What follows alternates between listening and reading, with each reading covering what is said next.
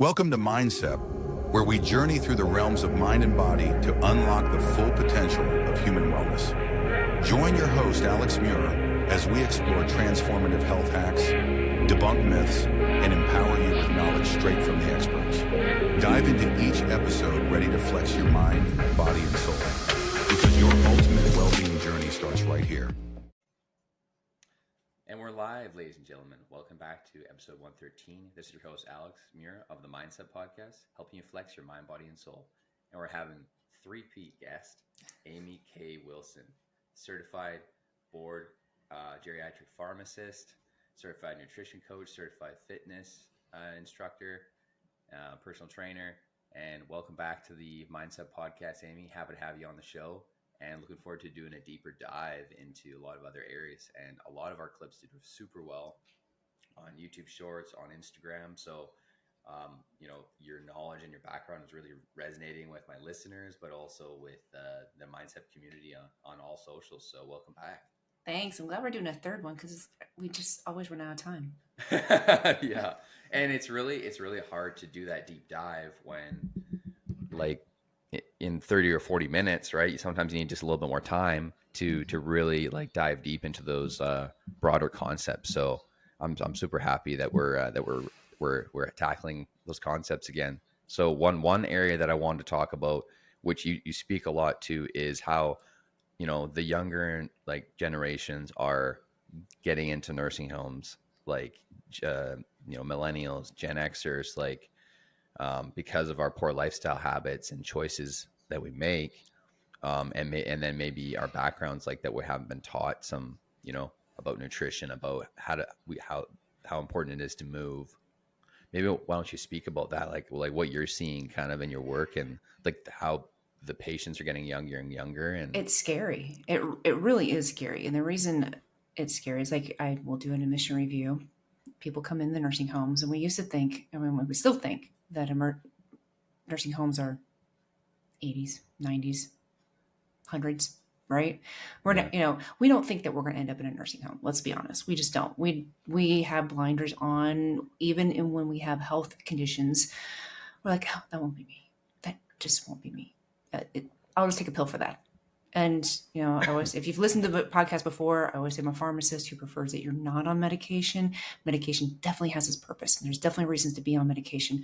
But if we can prevent and get better without medication, or be at what's called the lowest effective dose, then that's exactly what we want. So what am I seeing? Yeah, millennials, Gen X, and it is lifestyle. Now, you're always going to have the outliers, a car accident, a motorcycle accident, that kind of thing. And that's why they're in there. But what we're seeing more and more of is lifestyle diseases. We're seeing type 2 diabetes that got out of control. So we're having renal or kidney issues, kidney failure, limbs that are no longer there because of gangrene, infections, eyesight.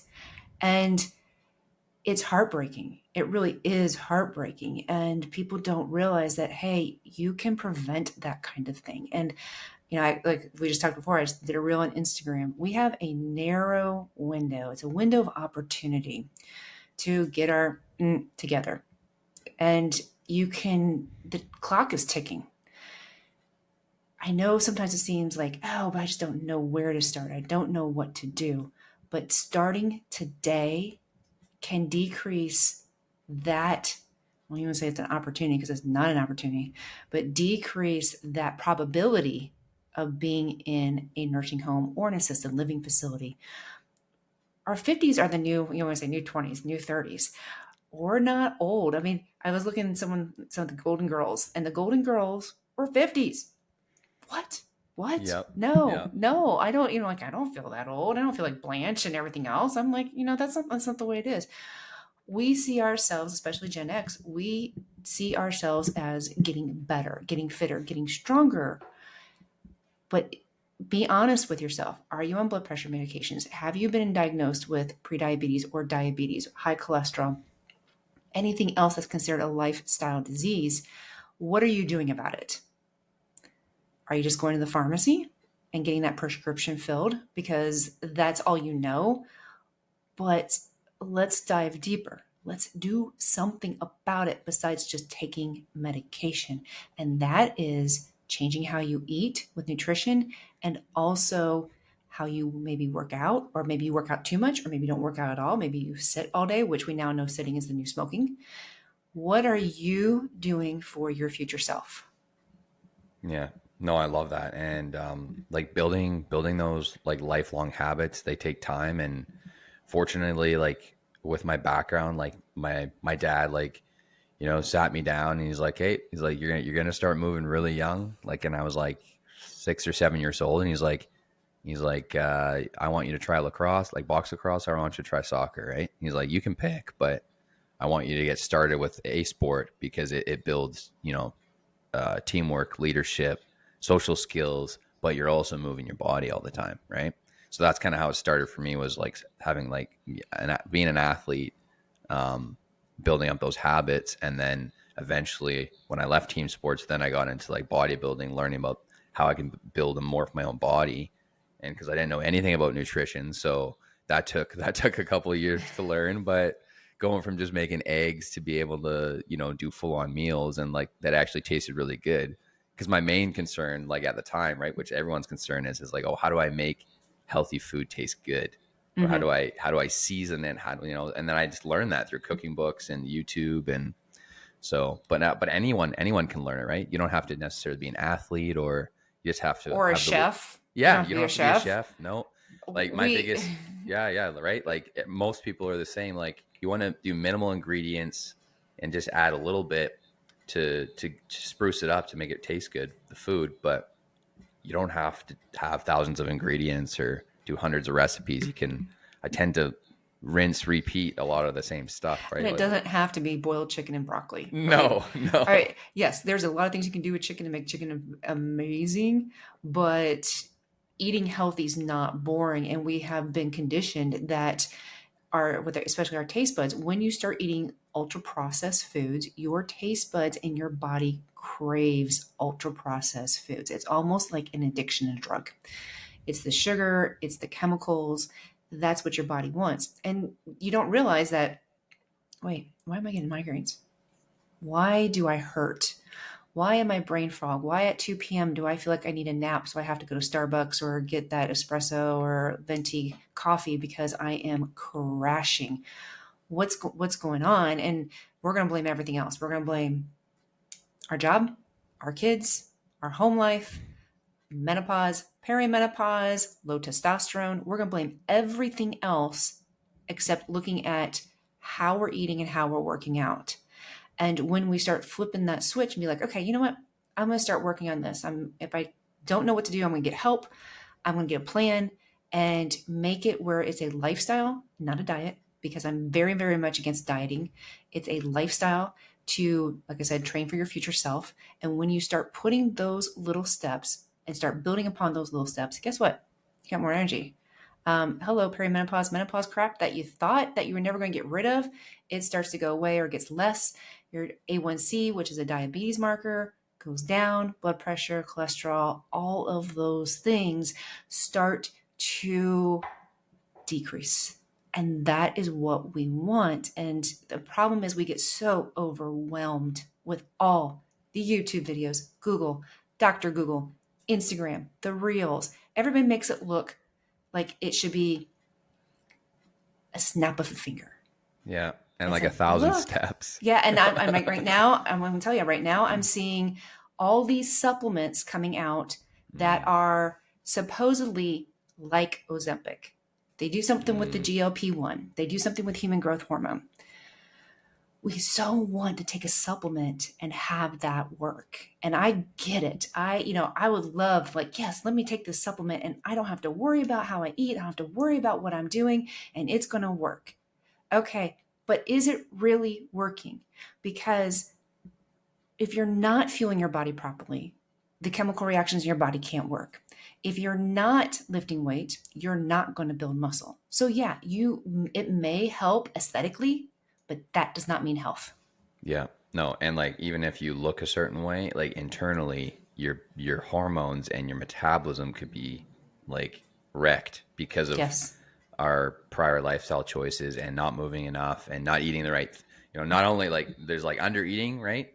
Moving more and eating less, which is not good because then it dips into our muscle and then we're losing our muscle. We're losing fat, but we're also losing our muscle, which I've gone through that phase too, where I like was dieting too hard and I wasn't having any salt because you still need a little bit of salt. And I went too extreme and then I felt like so flat. Like I looked good, but I was like, my energy, like I was constantly hungry. It was like, I was always hungry. Well, and if you're looking at the people who are doing contests, you're like, wait, I want to be that ripped. I want to look like them. They don't feel good on that day. When they get on that stage that day, they don't feel good. So the whole idea is that I want my clients to feel good. I want you to feel good, but I also want you to prevent disease and I want you to get stronger. And, like I said about those like GLP-1s and the supplements that are trying to mimic GLP-1s, how much money are you spending on that stuff? I mean, I was looking at the supplement for a month was $100 and some. Guess what? I'm cheaper than that, just FYI. I mean, it's just crazy we throw our minds like ching, ching, ching. It's like that. The money just goes out for the supplement industry, which is a $3 billion industry. And learn how to do it the natural way. And yes, these supplements are going to say it's natural. I'm going to tell you anything that is something that you take that's not food can have a side effect. Yeah. And you don't know what these supplements do. Supplements do not have to go through testing. It's buyer beware. So if you're trying to diet and you're going, okay, I'm dieting, I'm not eating anything, I'm counting my calories, I'm doing less than 1,000, I'm less than 1,200. Why am I gaining weight? Why is this not working? Because I'm going to tell you, because you're counting calories. And you're like, wait a minute. I've always been told to count calories. Always have been done. No, the problem is that when you count calories, you're not counting quality of food. And I get this all the time. It's like, hey, I'm eating clean. I get this from my clients. I'm eating clean. I don't understand why I'm not getting results. Okay. What are you eating that's clean? Are you only eating carbohydrates? Are you only eating good fats? Are you only eating protein? Are you getting the amount that you need for yourself? Because everybody's different depending on how old you are, what's your age, how you're built, how much you're working out. That all comes into play.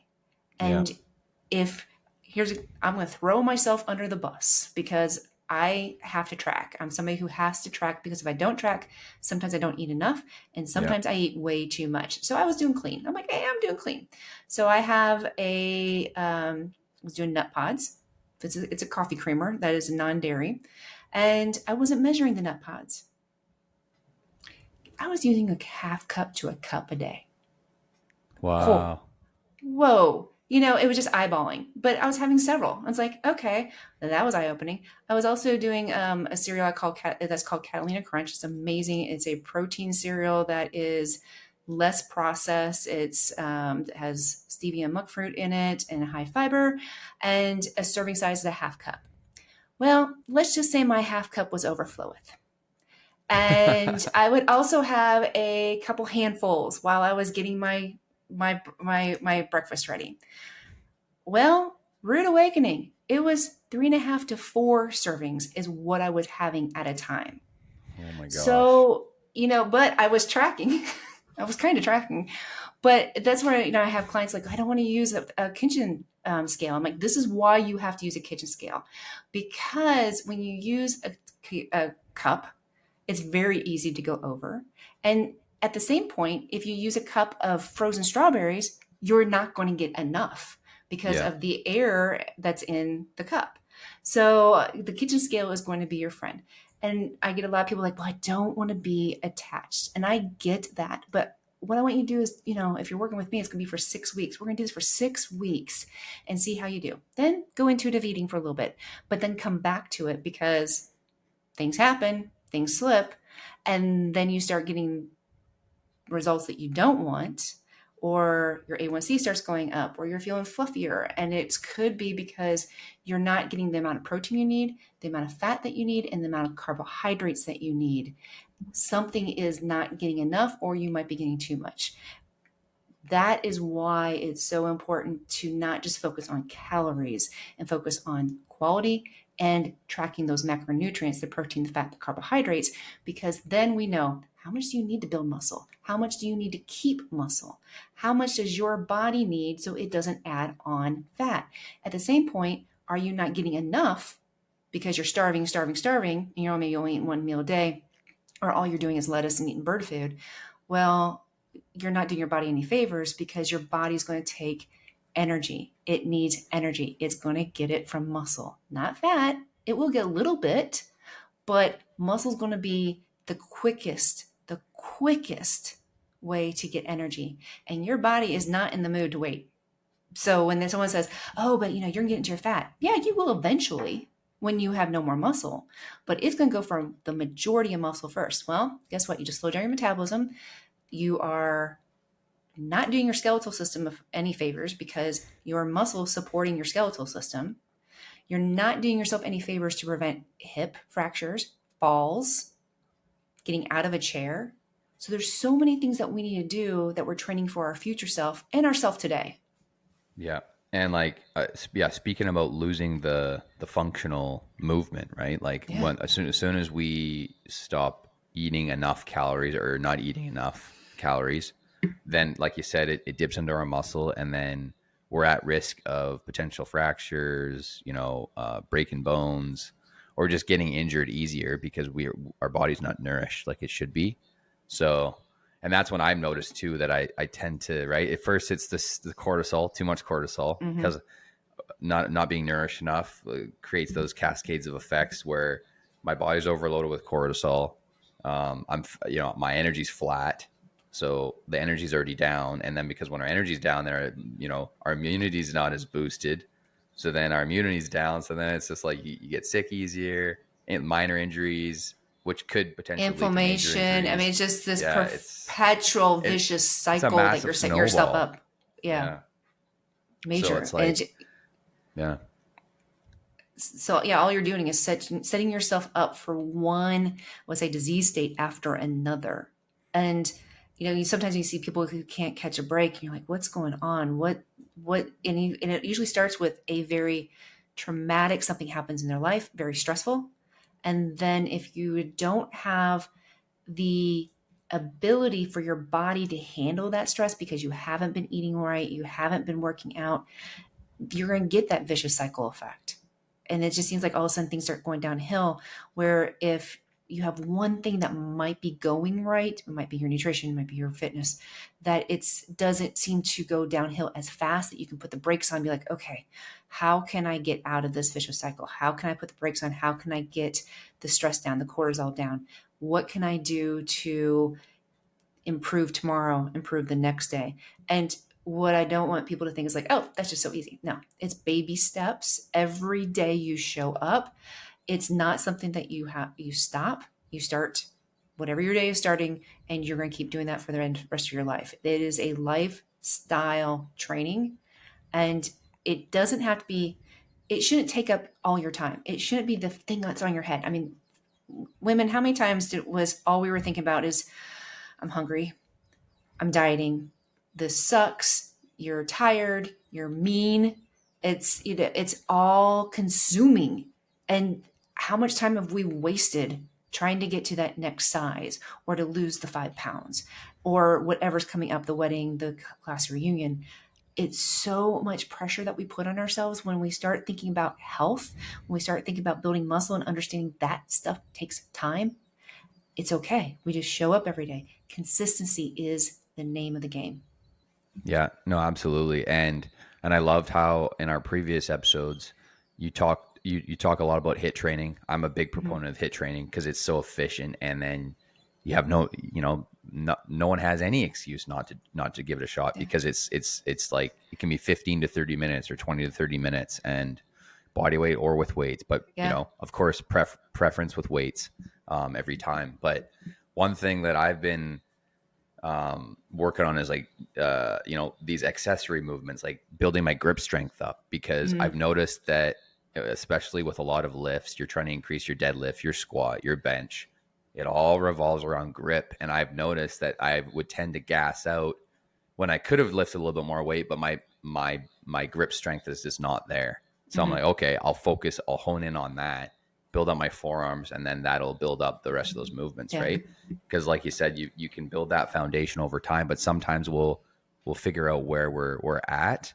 So would you recommend people that are, again, like let's say restarting their journey, or maybe they built a good foundation of fitness and overall health, would you recommend to people that get like a blood panel like once or twice a year, just to kind of see where they're sitting? Because I know, like, on the one hand, it's the lifestyle choices for nutrition and movement, but on the other hand, we also need to see where our hormones are at too, right? Because those hormones evolve and change over time. genetics. So genetics have genetics is your blueprint.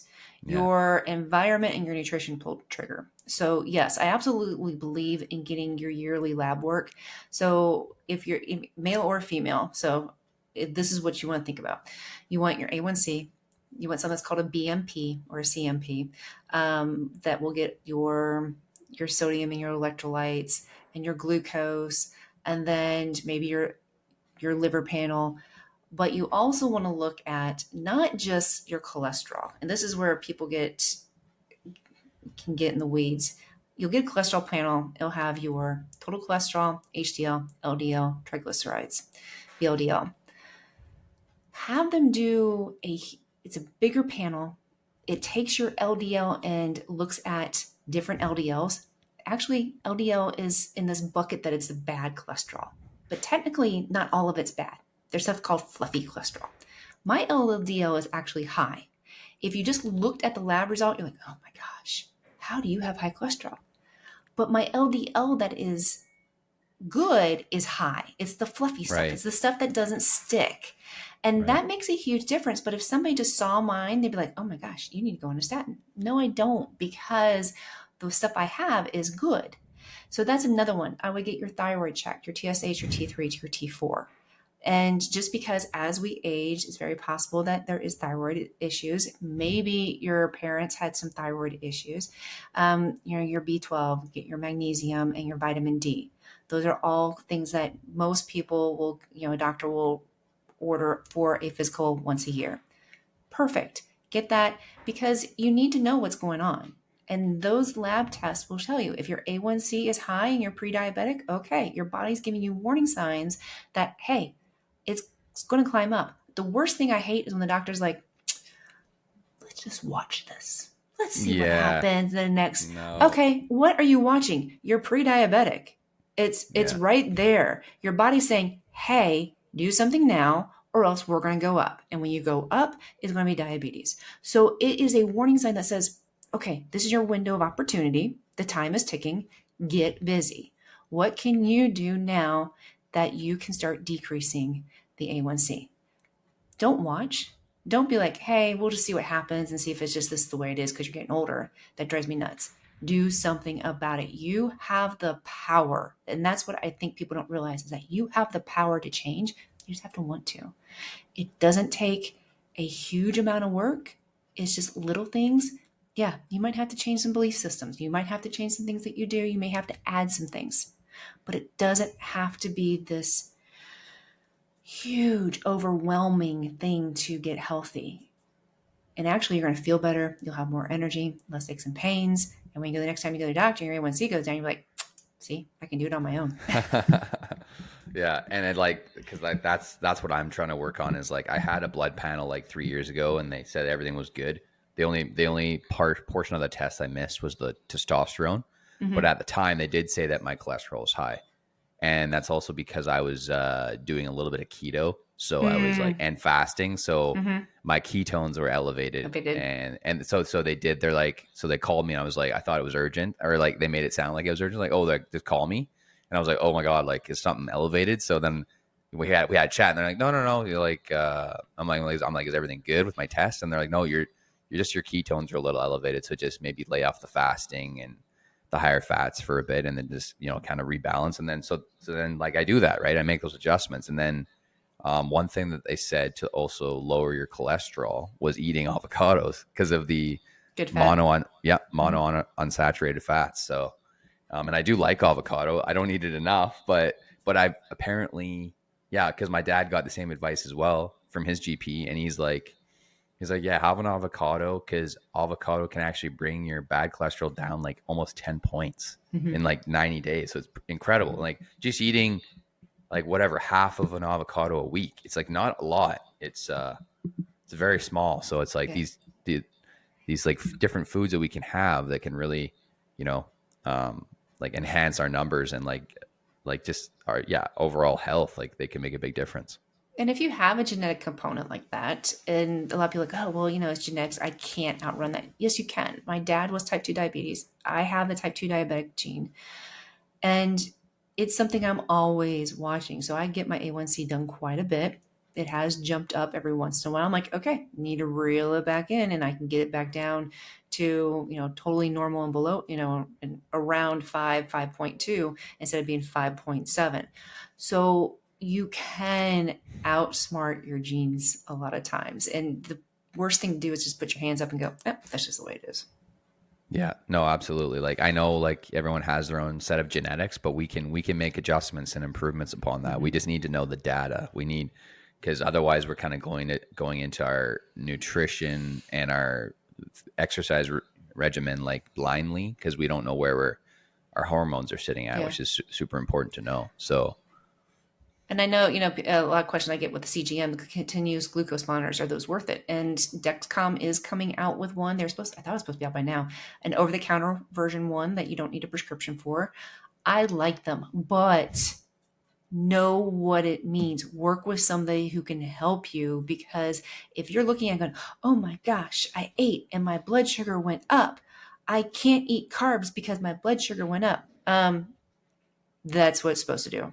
It's supposed to. Now, how much it goes up is a different story. That's what we want to pay attention to. That's what we want to pay attention to. But if it's going to 140, that's okay. Your blood sugar is not supposed to be a flat line. It should be kind of like just like a rolling little river, up and down. But what you don't want are these humongo peaks coming down. So somebody like me with a type 2 diabetes genes, there is certain foods that if I just eat sugar, it's going to go skyrocket. My husband doesn't do anything. So everybody is different. So do I eat a cookie by itself? No, I will have protein and fat before I have a cookie so that I can dampen how fast my blood sugar goes up, and so that it doesn't go up so high. You have to know how to interpret the data. And that's the thing I see with a lot of people with CGMs, like, oh, I'm just going to go keto. I'm just going to take out carbs, period. Can you do that for the rest of your life? More than likely, no. Not so you need to know yeah. how to work in carbohydrates. The problem is that we think carbohydrates are bad. They're not. Simple carbohydrates are not your friends. Complex carbohydrates are. So if you think about something that you can just throw water on it and it's going to dissolve, that's a simple carbohydrate. White bread, gone. Pasta, gone. But you can do chickpea pasta, red lentil pasta. You can do whole wheat bread, and that won't dissolve into mush. So think about good carbohydrates, fruits, grains, vegetables. Yummy. That's what you want. The other stuff, simple carbohydrates, which is also yummy too. But that is, you save for special occasions and maybe once a week, not a dessert every single night. No, totally. And another form of carbohydrates, which like I find like, is like getting low glycemic, is like we got like the quinoa, yams, sweet potatoes, nice, slow digesting, a little bit of fiber, and like really clean carbs. And you just feel satiated when you have it with your protein and your fats. So I don't know if we've mentioned it in previous episodes, but so you count your macros. Do you go for like a gram per pound or like 0.8 grams per pound for your protein intake? It's about 0.8 grams per pound. What I do, I have some clients just because I have a lot of fitness instructors, because that's where I've been in that area, and they're still teaching lots of classes, and they might be close to 1 gram per pound. As women, as men, as we get older, we do need more protein. We don't digest it as well. But at the same point, there's a point that some people don't need as much protein as somebody who is working out all the time, lifting all the time. But I would say probably 90% of your listeners probably are not getting enough protein and not even thinking about it. Like that's usually the one thing that I will have with clients when they first start and they start tracking. They thought they were getting plenty of protein, and then realizing that, I need more. I didn't realize how less. Most of them were getting maybe about 50 grams per day. It's like, no, you need more. And you'll see different things about people saying, oh, no, you don't need that much protein, blah, blah, blah. You do need protein. You need protein to keep your muscle. You need protein to build your muscle. It is absolutely necessary to have it. Yeah, it's like repair, right? Like we need it to repair and then we need it to grow. So yeah, repair and rebuild. Yep, like that constant cycle. So, and I know you're not a huge proponent of supplements, right? You're a proponent of like eating as much whole food in our diet as possible. Yeah. But is there any specific kind of like food groups, right, for protein, fats, and carbs that you have on a consistent basis that you'd recommend our listeners either add into their diet or remove other things in their diet so to make room for those other foods? Well, my protein is usually eggs, egg whites, chicken. It's the weekend, I grill. It's going to be lean burgers. And yes, do I eat a burger? I eat a hamburger Friday, Saturday, and Sunday. It's a 93.7 mix. It's great. Yum.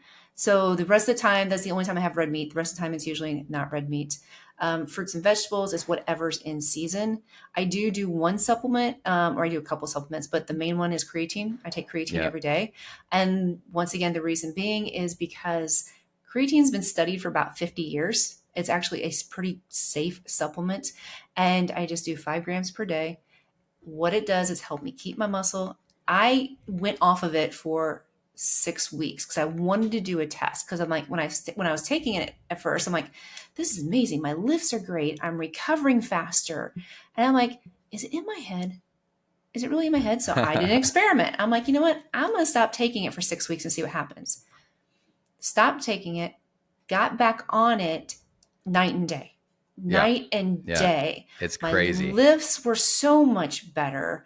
Yeah. My, the energy during the workout was better and my recovery was better. Meaning that the next day when I went to work out, I didn't feel like I was beat up. I was actually able to do the workout and it wasn't as sore. So it also, there's studies about it possibly helping with dementia and Alzheimer's. That's another cognitive. I didn't realize the cognitive, there's just as much science for the cognitive enhancement with creatine versus like the physical too. So now the big thing that I'll get from women's like, but does it make you gain weight? I heard it makes you gain weight. So here's what happens. If you are doing a loading phase, which you do not need to do, yes, because what creatine does is brings water into the muscle and it pumps your muscle up. So you might get a little bit of bloating when you first start it. It goes away. Doing 5 grams a day, I did not notice. Back in the day when I was in my 20s and taking loading doses of it, oh yeah, I noticed it big time. But also my nutrition sucked too. I'm just gonna tell you. I was taking this, creatine because I wanted to get muscular, but my nutrition sucked. So when you put the nutrition with it and you have a program of lifting, the program that I coach is a 30-minute thing that you can do either at home or at the gym. 30 minutes is all you have to do. And when you put that with the right food, rest, and creatine, I always say magic happens. Do you have to take creatine? No. I always say check with your physician because there are some people who should not take it. It's very rare, but some people should not take it. But usually in small doses, 2 grams to 5 grams is fine. Yeah. And like, I'm in the same boat. Like I've always been on it. Like especially the last few years, like I noticed a mental difference and a physical difference when I take it. And I always, like you said, I always feel like I go into my workout, I'm like the endurance portion of it. It's really helping with my endurance because, like not taking it versus taking it, I definitely notice it. Yeah. And I, it could be totally in my head, but I think there's some mental clarity about taking it. I really do. Yeah. So if it makes me feel better physically and mentally, like I'm going to keep taking it. So, but you talked about your protein. You talked about your kind of your macronutrient breakdown for protein intake. What about like the kind of carbs that you have? I know we spoke a little bit about it. Like whole grains. Carbs are like, okay, so my carbs, I do blueberries and watermelon because everything that's in season. So because people are like, oh my gosh, it's so expensive to eat healthy. It really isn't. If you think about in season, and if it's not in season, get frozen because it is picked at when it's ripe and it's flash frozen and you still have all the nutrients. So I do whatever fruit is in season. And then right now it's summer. I call it my big ass salad. Every single night it has everything. It has green peppers and yellow peppers and tomatoes. Everything's from our garden, cucumbers.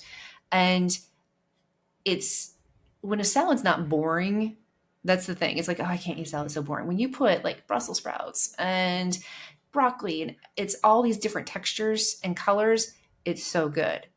And that's getting your fiber, that's getting your vitamins, it's getting your minerals. And then I will also, depending on, I do what's called carb cycling. So 2 days a week, it's lower carb, and the rest of the time it's bring on the carbs. Let's have it. It just depends on what else I'm going to have, but it could be rice, it could be potatoes, it could be some other kind of like quinoa. I do legumes, so chickpeas, any kind of beans. There are so many varieties that people just forget about. Yeah, like salads, like that's the biggest thing that a lot of people don't realize is like salads are all about the toppings, right? Like what you add to it, that really enhances it and makes it so you're getting all that variety and that color. So, what are some like ways, or like do you make your own homemade dressings, and is the majority of like your proteins, fats, and carbs, are they like organic, or are you doing a combination of conventional and organic ingredients? No, I did not make my own salad dressing. Could I? Yes, but I'm not going to. I like Bragg's apple cider vinegar salad dressing, and it's great. So it actually helps with, apple cider vinegar has been kind of shown to help with lowering your A1C with your blood glucose. It's very good. And yeah, I get that one. A lot of times on my lower carb days, I'll do Primal Kitchen that uses avocado oil. So I'll do avocado oils. And so it has some great salad dressings that use avocado oil. And you know what? I can actually use salad dressing on those days. It's, we were so used to saying, no, you can't use salad dressing. You can when it is good for you.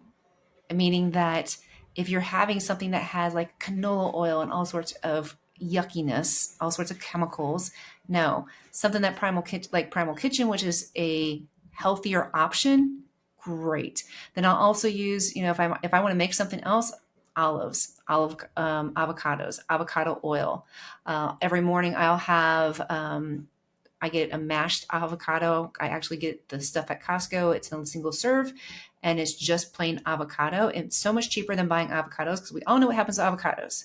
Not ripe, and then then gone. They're like brown really right. fast. And so that's I want to save money just as much as everybody else does. So I get these little cups, they're individual, and that way I also, remember I said, it's very easy to eat more avocado. It really is. It's done, and I make my own avocado toast every morning. So there's little things that you can do, and there's nothing wrong with rinse and repeat, meaning that if you find some things that you like, I have pretty much the same breakfast every single day. It just makes my life easier. I'm still a practicing pharmacist, and along with being a nutrition coach and having clients, it's like there are some things that you need to put on autopilot. That is easy, and that is fine. And that's why I work with my clients too. It's like, okay, how can we make this easy for you so that you don't feel overwhelmed? Because we all know what happens when we feel overwhelmed. We shut down. We quit. That's not what we want. It's got to be like as frictionless as possible. Yes. And that's why I'm totally a proponent of, eat the same things over and over again that we enjoy. And then with minimal, like variety. Like I like having a little bit of variety, but those are kind of on like designated days, right? Maybe where we're doing a really heavy duty training session and we want that little bit more variety. And well, I call it seasons, because like right now it's our grilling season. And then when fall hits, I'm going to have chili, and I will have spaghetti in the Instapot, because I use there is a red lentil pasta from Barilla. Is amazing. It's high protein, it's high fiber, it's a great way to get your carbs, and make that in my Instapot, and boom, done. And it makes it easy, and it's comfort food, because when it gets cold here, we want comfort food, but it also has to be healthy comfort food. Yeah. One of my absolute go-tos during the fall, because fall is coming, it's almost upon us, is like I make this like butternut squash soup that me and my wife just love, and I add lots of garlic powder, ginger, like everything, and it's just the taste is unreal, like especially that since they're going to be in season soon. So and I'll just blend that up in my blender, the Ninja blender, and it just makes consistent. Like I just looked at one recipe, and I'm like, as soon as it's a hit, my wife's like, oh my god, make that again. I'm like, okay, rinse and repeat over and over again. And just think, the vitamins and minerals and antioxidants and all that is amazing. And it's slow digesting again, right? So those low glycemic carbs, they just make you feel like they take a long time, like a casein protein to digest, and it's just you're you feel fueled every time you have it. Yeah, because you're not getting those blood sugar spikes. You're keeping that blood sugar in that kind of little range, and that, a little slightly going up and down, but it's not spiking. And then for your workouts, I know we talked about like you're really into HIIT training. Do you use any sort of like Tabata timer like on your phone, or is it all? It's all programmed for me. So the platform I use, Fast Way to Fat Loss, is Monday and Tuesday. We only do HIIT twice a week, and the reason we only do twice a week is because, especially for midlife women, doing it more can cause issues. And we want to lift also. So it'll be sometimes it's Tabata. We have a thing called Dirty Dozen. It's every week it's something different. Every week it kicks my butt. It's amazing. And I love, as instructor, I'm someone who instructs, I love being the student. I love being able to go and doing it at my house, press and play, knowing it's going to be done in 30 minutes. And sometimes it uses weights, sometimes it's body weights. And then 3 other days of the week, it's all lifting. And my new clients will lift lighter because I want form. I always tell people it's like good form means great results. Bad form means injury. Yeah. Don't pick up heavier weights until you have good form, because you will get results with light weights in good form, but you'll get injured with heavy weights in bad form. So I always want people to focus on their form first. And then we have 2 days of active recovery. And that was really hard for me because I was somebody who thought they had to work out all the time. I blew my back out at 29 and had back surgery when I was 29, diagnosed exercise addict, where I was actually addicted to the endorphins. And I would wake up, and I call it spinning position because this is when spinning first came out. And I would go and teach at 5:30 in the morning, get my body warmed up, be able to actually stand upright. And looking back at this now, I'm like, man, you were stupid. And then I would go to work, and then I would personal train at night and teach again. And I would work out with my clients. That's a big no-no, by the way. You don't work out with your personal training clients. You're just supposed to help them. You're not supposed to work out with them. But I was an exercise addict because I was trying to out-train a bad diet.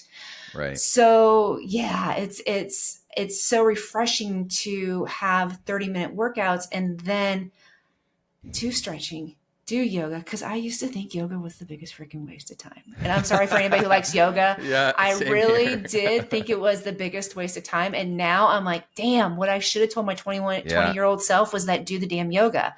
Yeah. And realizing that my body craves that stretching. I actually get better results when I am doing that active recovery. It was so mind-blowing to me when I started doing that 4 years ago. And I'm like, man, I have missed this. What was I thinking? But I was one of those people, if you did leave the DNA on the floor, if you weren't sweating and dripping, it was a waste of time. If it wasn't over an hour, waste of time. You weren't doing anything. But we know so much more now.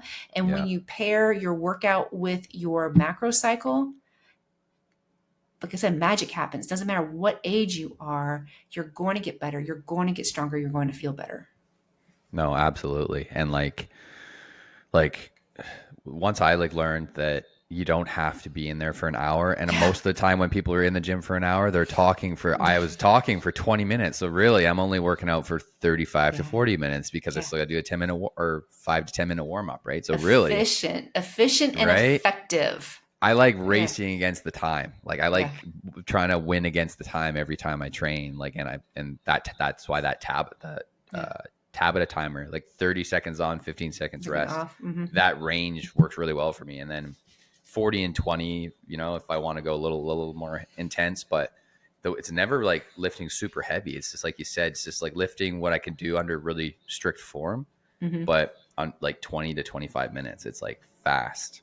Yeah, and I'll have people say, "Oh, I'm afraid I'm going to hurt my back." And it's like, okay, then let me see your form. Let's work on that and see what happens. And I can guarantee you're using your back muscles, and you shouldn't be using your back muscles in this way. So you're not using your glutes. You're not using your hamstrings. You're not putting your weight in your heels. So don't be afraid to ask for help, whether it's nutrition, whether it's fitness, because we want you to live your best life no matter where you are.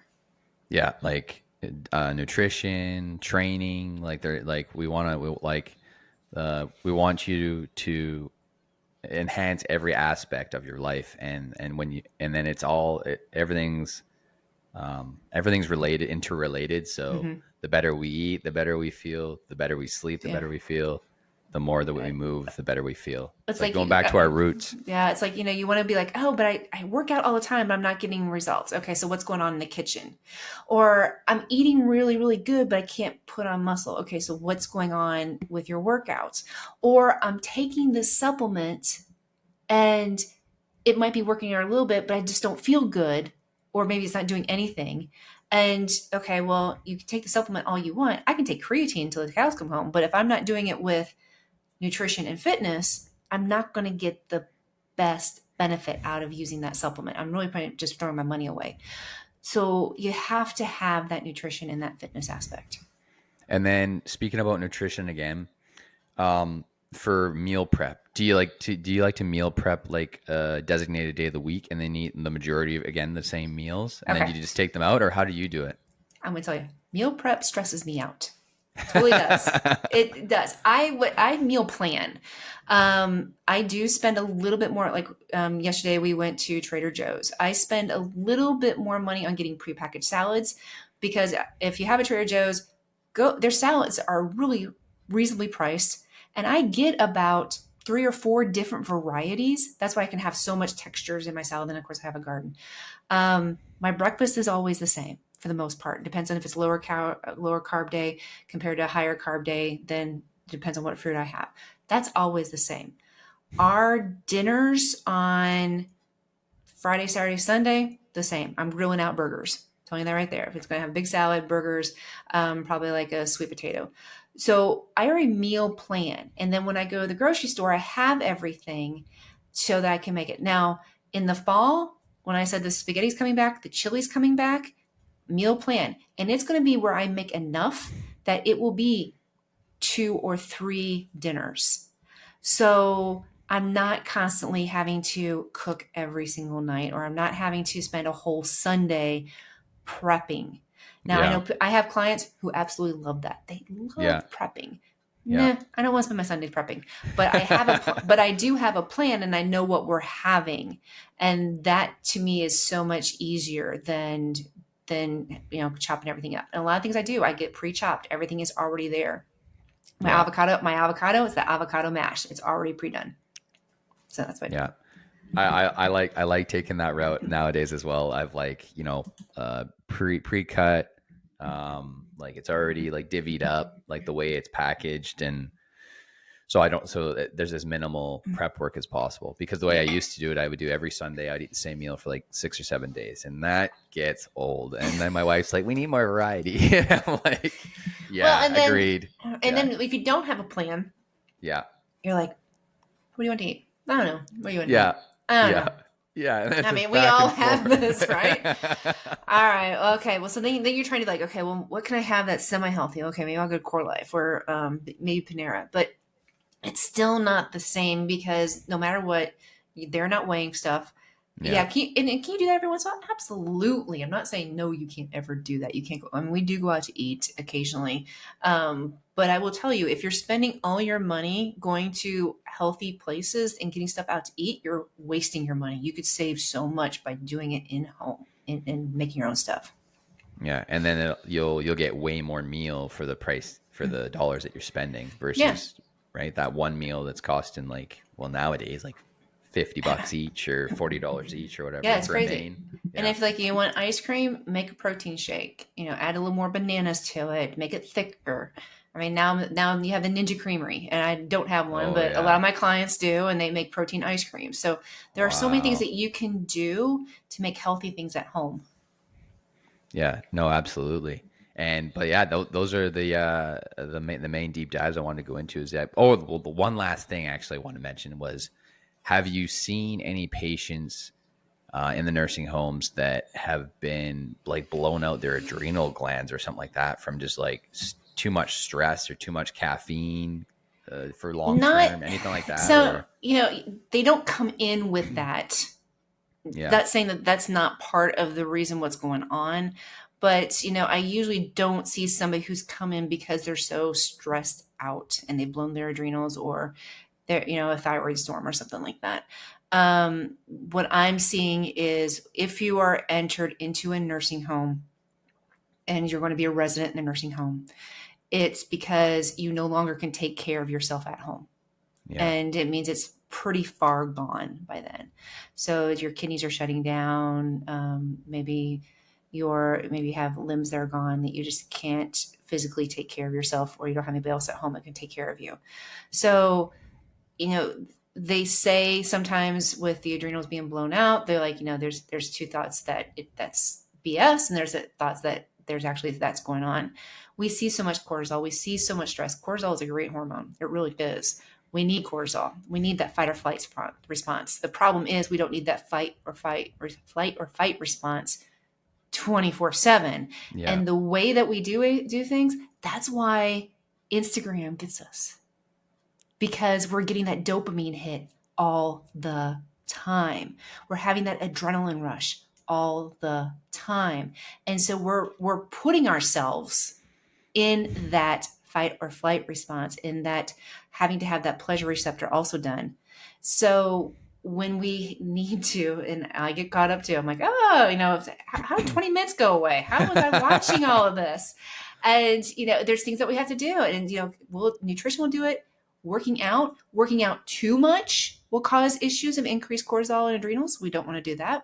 There's a sweet spot, and we want to do that active recovery, the stretching, the yoga, to help dampen things. And, I'm a coffee drinker. I love my coffee, but I have stopped drinking coffee first thing in the morning because I want to get my body hydrated, and I don't want to push the cortisol first thing in the morning. So I will have I do electrolytes in the morning first. I do electrolytes. After I'm done with electrolytes, then I have my coffee. Yeah. No, I like that. And that's something I used to do, which I need to get back into doing, that is just stave off the caffeine just for an hour or 45 minutes and just even longer if needed. Cause it does put us in put a lot of cortisol in the system, first thing. Cause the cortisol is already starting to climb. First thing in the morning, first thing in the morning, because that's what gets you up. That's the reason for cortisol. It's it wakes your butt up. And I love coffee. I'm somebody who can drink, and I try to drink black coffee most of the time. When I was doing the nut pods, is because I was making my little espresso things. Yeah. But it's I do black coffee, and I could drink it all day, and I could drink it cold and everything. But I will tell you, this water right here is with me 24/7. That I cut off the coffee at a certain time, and then I start drinking the water. Yeah, no. And it's just so important to stay hydrated, and because it's so easy to get dehydrated. And then once you're dehydrated, then you get headaches and but it was an absolute pleasure having you on the MindCep Podcast again, Amy. Thanks, Alex. Yeah, it's been this is our third interview. So I'm really looking forward to doing another fourth and fifth, and I'll have you on. There's always once a month. Stuff to talk about.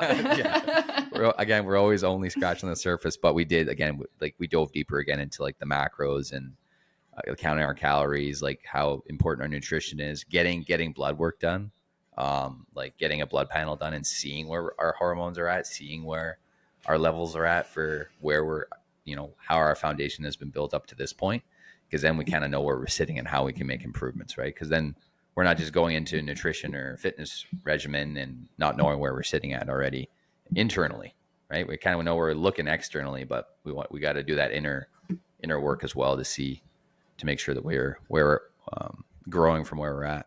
But where can our listeners find you? Where are you most active on your platforms? So 2 places you can find me is one on my website, which is amykwilson.com. It's AMYKWILSON.com. And I have a weekly blog, so feel free to subscribe to that.